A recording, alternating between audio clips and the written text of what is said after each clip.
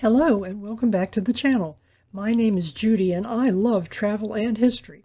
Today we're going to visit Regensburg, a delightful city of around 150,000 people located in eastern Bavaria. It sits right on the Danube River, making it a natural site for an imperial Roman river fort, although hardly any Roman remains are visible at this point. It is still known in the Romance languages by a cognate of its original Latin name, Ratisbona. The medieval city center is a UNESCO World Heritage Site, a natural Judy magnet because of its well-preserved architecture and cultural significance. This is the largest medieval city site north of the Alps and is important historically for assemblies during the Holy Roman Empire. Regensburg escaped the damage that flattened so much else of the rest of Bavaria, so what we see, while modernized and repaired over the past 7 centuries, is mostly the real deal, not reproductions. There's a 12th century stone bridge, a twin-spired Gothic cathedral, and Valhalla, a Parthenon replica just east of the city, which honors various illustrious Germans. For those who have the time and inclination, Regensburg deserves a full-day visit. Let's take a look today on The Armchair Traveler. If you think this content is interesting or useful, please like, share, and subscribe. This will help the channel grow. Travel content often involves a lot of history, and history can be really word-heavy, heavy enough that the details often don't make it into a video blog. If you care to dig deeper, you can visit my regular blog on WordPress, where you'll find deep dives, travel tips, reviews, warnings, and the nuts and bolts on how to travel safely and conveniently. If you'd like to keep up with my posts, you can follow me on Twitter. The addresses are on your screen and in the description box below. People have been living in the area around here since the Stone Age, but written history only took note of it in around 90 AD, when the Roman military built a fort in the area and gave it the name Ratisbona. In 179 AD, a major new Roman fort called the Castra Regina, which means fortress by the Regen, was built during the reign of the Emperor Marcus Aurelius. There are few reminders of the days of the Roman occupation of the area, although some excavations are ongoing. One of these includes the partial remains of the city wall, possibly dating to the 2nd century AD. Roman military construction was top-notch. The soldiers were excellent builders and masons, and they had to do something with them to keep them busy when they weren't fighting. So major projects like walls, colosseums, aqueducts, and theaters were built to last. Generally, while they might collapse after an earthquake or be mined, as was the Colosseum in Rome for building materials, they not only stood up, most of them are still standing. However, often the city walls were incorporated into later buildings. After all, why should they build a wall, for example the back wall of a cathedral or a city hall, when one was already there and probably of better quality than the then current masons could manage? The photo on the left shows a small part of the Roman city wall and one of the city gates, set into a modern construction of what the tower might have looked like originally. On the right is a model showing how the masons did their work. This is Bismarckplatz. Roman occupiers had a real knack for picking out the best territory to build their forts, their camps, their walls, their cities, even their fora, and many of their selections are still the best in any given area. In Roman times, and also in the Middle Ages, this particular square was actually on the edge of the city and had storage houses and warehouses. It was an important economic site, but as far as I've been able to find out, there wasn't anything like a theater then. Times change. In the 19th century, the area was completely redeveloped, merging 2 adjacent squares and building 2 lovely neoclassical buildings and a fountain which still dominate the square. On the left, you can see what's called the Presidential Palace. It was commissioned in 1804 by Prince Theodor Karl von Dalberg. He was a friend of Napoleon, and he had the building thrown up to serve as an embassy for the French chargé d'affaires at the Perpetual Diet of the Holy Roman Empire. That incredible legislative session opened up in 1663 and didn't conclude its work until 1806, so the building didn't really get used for very long for its stated purpose. Embassies and ambassadorial residences generally seem to require being in a ritzy neighborhood, complete with amenities, as in this case. The Regensburg Theater, shown on the right, dates from around the same time period. This former Benedictine monastery gets its name from the Irish and then Scottish monks who settled in Regensburg back in 1040. The earliest part of this building includes what could be called the New Church of St. James, a three-aisled basilica with 3 apses and 2 large towers, and was dedicated in 1120. Only the east end of the early building survives. The church was greatly expanded around 1150, and construction was finally completed around 1185. On the left is a view of the north portal, sometimes called the Scottish portal, which is now glassed in to protect it from the elements. On the right is a view of the central aisle, showing the Romanesque-style flat coffered ceiling and rounded arch, so typical of the style. This is Heichplatz, a large triangular-shaped square and probably one of the most important of the city.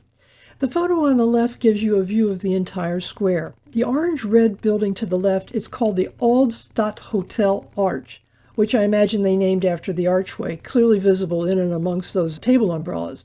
The slightly greenish building on the right is called the Goldenes Kreuz, which means Golden Cross. It looks a little bit like a medieval castle. One wing of that building dates back to the 13th century. It was a guest house for visiting emperors and other famous people. It eventually became a hotel and remains one to this day. Near the center of the square is the Justitia fountain, shown on the right. Its 8-sided base features a figure of Justitia. In Roman mythology, she was one of the 4 virtues, often portrayed as blindfolded, holding a scales and a sword. We recognize her to this day. In this rendering, she has the sword and the scales, but her eyes are wide open. Obviously, she's paying attention to something. The figure here was carved out of limestone about 1656. Every once in a while, I'll spy out something that seems so unusual that it makes my curiosity bump itch. This enormous mural of David and Goliath, painted on the side of Goliath House, located on Goliathstrasse, or Goliath Street, is one of them. The mural, doubtless retouched so often that not a single swipe of the original paint remains, was daubed on the walls of the building nearly 500 years ago, in 1560, but the house was already 300 years old at the time. We moderns have a tendency to view the past and the people of it in tones of sepia and gray, and often never acquire a feel for why they might have done something that seems fanciful or even funny today. Why did they create this thing? Was it strictly utilitarian to hide deteriorating stucco on a building that was already older than America is today? Was it just a decoration? Was it meant to be educational, an easier way to access the story from the Old Testament than you might find in a stained glass window? Could it even have been mostly for fun? The historical records don't say, and unless your name is Methuselah, who the Bible tells us lived to be 900 years old, no one likely ever will. Whoever designed it clearly had talent. Notice how Goliath, on the right, is actually resting his arm on the top of one of the windows. Sometimes the more things change, the more they stay the same. Old City Hall, on the right, shown in its modern design and decorations, is one of those things. On the left is a postcard produced after World War II based on a painting from 1711 that shows us what it looked like then, with all its flags and decorations. To be fair, the image today is just of a bunch of tourists walking up and gawking, as I will be doing. The postcard shows a ceremonial arrival of a coach at the Reichstag, or Imperial Diet. Actually, the Reichstag at the time didn't have its own distinct building. The delegates met in the Reichshall, or Imperial Hall, inside the City Hall.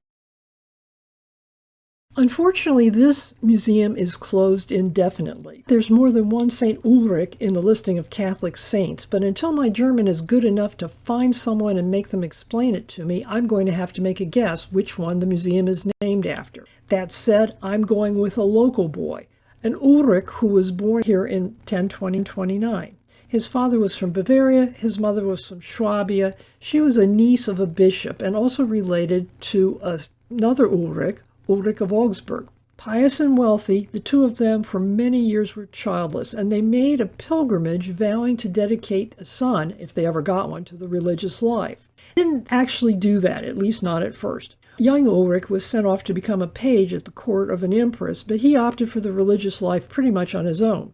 He was ordained by his deacon uncle and became an archdeacon and provost of the cathedral. Ulrich apparently had foot itch and horizon fever. He liked to travel. He made a pilgrimage to Rome and to Jerusalem and was gone for quite a while.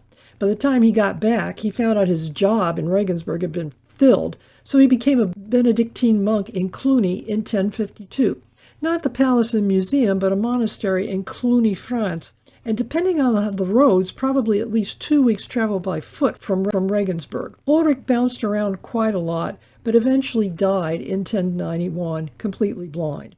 This museum evolved out of a church. Stylistically, it's one of the oldest Gothic buildings in Germany. The architectural forms you see here were imported directly from France. Their roots can be traced to the cathedrals in Paris and Lyon. I really want to dig into the architectural style quite a bit more.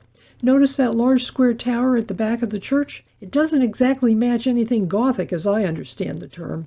The museum has a large collection of Christian art covering nearly 1,000 years of history. There are a lot of things to see, and I'm looking forward to actually seeing it. Unfortunately, the museum is closed for extensive repairs now, although it is expected to eventually reopen. At the bottom on the photo of the left, you can just make out the riverboats tied up at the dock and doubtless filled with people gawking upwards at this magnificent cathedral. I know I certainly would be one of them. This is Regensburger Dome, sometimes just called St. Peter's or Dome. It's an important landmark here in the city, towering over most of the rest of the downtown area. Clearly Gothic in style. There was an earlier church on this spot that dated back to about 700, but it burnt to the ground in 1273, and the city was wealthy enough to support a new facility. The architect had trained in France and incorporated French Gothic themes all over the place, including dividing the nave into 3 sections and putting in buttresses, vaulting, and 2 towers on the facade. The building was completed in 1550. This monument is the work of a German sculptor named Ferdinand Von Muller the Younger. It sits in front of the cathedral and dates from 1902. It shows King Ludwig I in regal attire. His right arm is lifted with a scepter in hand as he holds the horse's rein with his left and peers leftward in the general direction of the cathedral. Ludwig I ruled Bavaria from 1825 to 1848, and he's the one who commissioned the neo-Gothic renovation of the cathedral during his reign. That work restored, rebuilt, strengthened, moved, demolished, and redecorated parts of the old cathedral. It added the towers and their spires, the prominent landmarks we looked at from river level earlier. I imagine that the statue was installed to give credit to Ludwig for his help in finishing off the work. Cathedrals have decorations, and this one is no exception.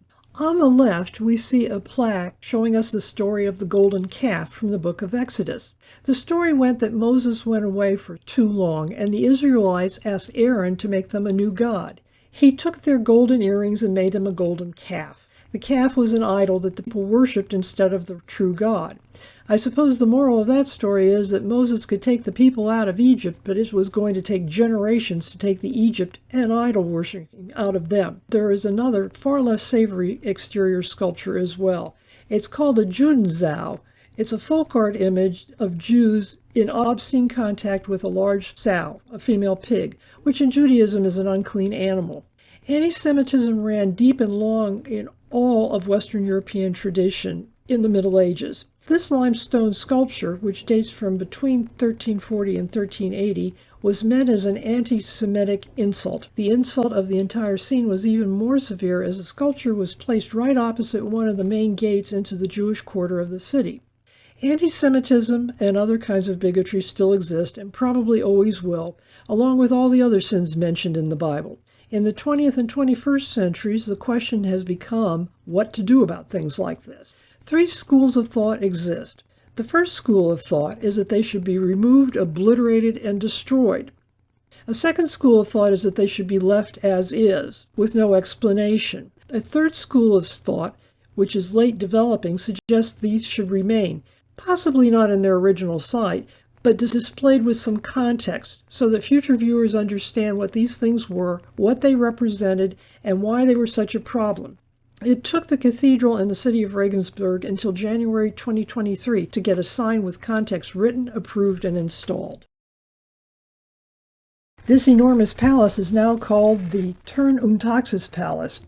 Originally, however, it was an abbey. It was called St. Emmermann's Abbey, the Benedictine monastery dating from 739 that was built near the grave of an itinerant Frankish bishop by the same name. I was raised in the Protestant tradition, so I never heard of this guy and had to look him up. His story goes that he lived somewhere in France and got wind of idol worship going on right here in Bavaria and traveled to Regensburg to put a stop to it. Afterwards, he apparently liked the area and hung around, acting as a missionary, and gained a reputation for extreme piety. He died about 652. There are some parts of the original monastery that still exist internally, and we'll see them in just a moment, but its importance wasn't for the building or the original architecture. The abbey specialized in monks who were able to copy various texts. Eventually, neighboring abbeys began borrowing these texts, which were books, and they spread education. The abbey ambled along, growing rich. Between 1731 and 1733, it was refurbished in Baroque style by the Assemblies brothers, Cosmas Damian and Igid Queen. These men were sculptors, painters, architects, and worked mostly together, generally in southern Germany. In 1812, the monastic buildings were granted to the princes of Thurn und Taxis, who had it converted to a private residence, now known by their name. It's the largest private residence in Germany, with 517 rooms. The princely family still uses the palace as its primary residence. The building, with its current decorations, is so esteemed that it actually made a virtual tour in Architectural Digest. I'll put a link to the article in the description box below.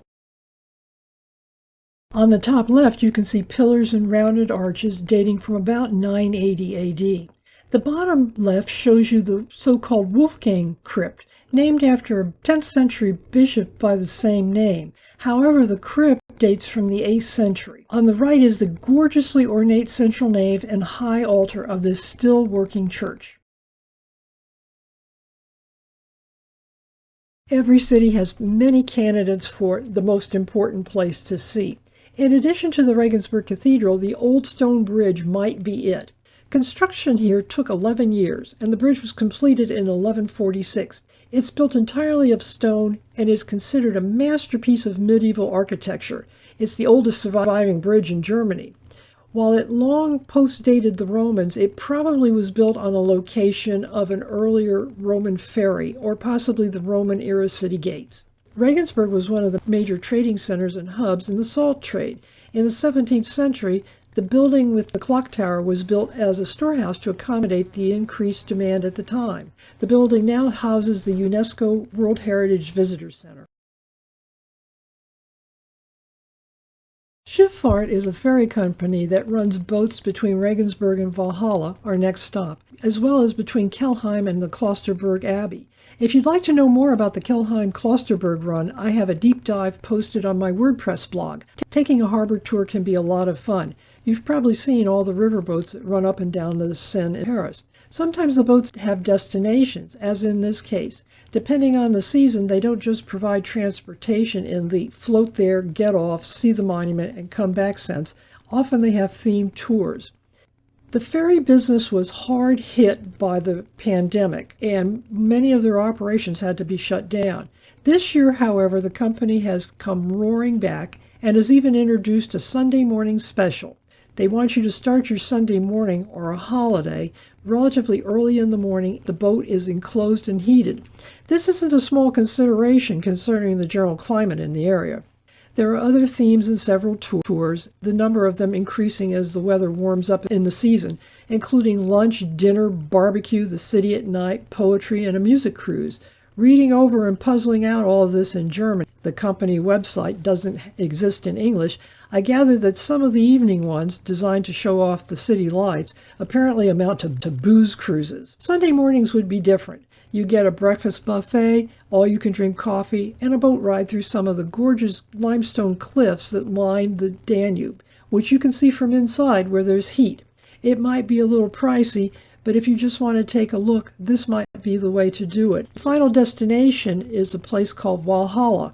You can take the boat ride down there, stay on the boat and come back, and not even get out and climb the 350-odd marble steps to the top. However, you might want to see this thing close up, which we'll do next. In Norse mythology, Valhalla is a majestic hall located in Asgard and presided over by the god Odin. The masses of those killed in combat, along with various legendary Germanic heroes and kings, stay there until one day they'll be recalled into battle. Modern Valhalla is a monument modeled after the Parthenon in Athens. It sits high atop a hill overlooking the Danube River. It is devoted to the memory of all German-speaking heroes, loosely defined as high achievers in any field, not just the military, and of German-speaking origin, whether they come from what is now identifiable as Germany or not. Some of them come from as far away as Britain and the United States. Crown Prince Ludwig I of Bavaria is responsible for this. He thought it up as a way to support the solidarity of the many separate German dukedoms and principalities into a kind of German thinking area. It took 14 years to build. It sits very high up above the river and comes complete with a lot of steps. As far as I can tell, there's no elevator.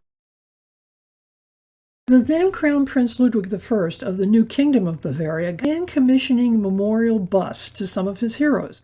20 years later or so, when Ludwig became king, he decided he needed a place to show off the collection and commissioned the construction of this memorial to hold them. The design was modeled after the Parthenon in Athens, except in the place of scenes of Greeks and heroic Greek battles, the pediments feature scenes from the Battle of the Teutoburg Forest in 9 AD. By the time the building was completed, there were 96 busts, along with an additional 64 plaques of persons or other events for which no portrait was possible. There's a big difference between the Valhalla of mythology and this one. The Norse Valhalla basically honored those who died gloriously in battle. This one actually includes warriors, but also scientists, writers, clerics, even women. There is even a hall in the basement for future heroes with their busts already carved as long as they were considered worthy, but who are still alive. Among the non-military worthy who are in the hall are both Copernicus and Beethoven. The then Crown Prince was liberal-minded for his time and something of a fan of the Enlightenment until he wasn't. Helmut von Moltke the Elder was the last military leader added to the group in 1910. Since World War I, new additions have focused basically on artists and intellectuals. Albert Einstein was deemed worthy in 1990. Konrad Adenauer made the list in 1999, a year, I might add, before Johannes Brahms. The last two additions have been Kathy Kollwitz, the sculptor, in 2018, and Max Planck, a Nobel Prize-winning theoretical physicist, in 2022. After touring Regensburg proper and boating to and from Valhalla, it might be time for us to do some serious eating. Right next to the stone bridge we saw earlier, and very close to where the boat docked, sits the historic Wurstkugel. An establishment has been on this site in various forms for at least 500 years, although the present building doesn't look like much and only dates from the 1890s. I have to admit, it didn't look very tempting from the outside, but the Google reviews assure me that I should not judge this particular book by its cover. This area is where the Regensburg stonemasons, who might have worked on the old bridge, and later dock workers fed themselves in the Middle Ages. Much remain the same to this day. There's still an open charcoal grill. The homemade sausages are made from pure pork, and sauerkraut comes from their own cellar, along with a well-known mustard whose recipe was actually developed by one of the owners of the joint back in the 1890s. Thank you for visiting Regensburg with me today, for going on a boat ride, climbing all those steps to visit Walhalla, and for joining me for supper. Come back next week, and we will venture along the famous German romantic road here on The Armchair Traveler.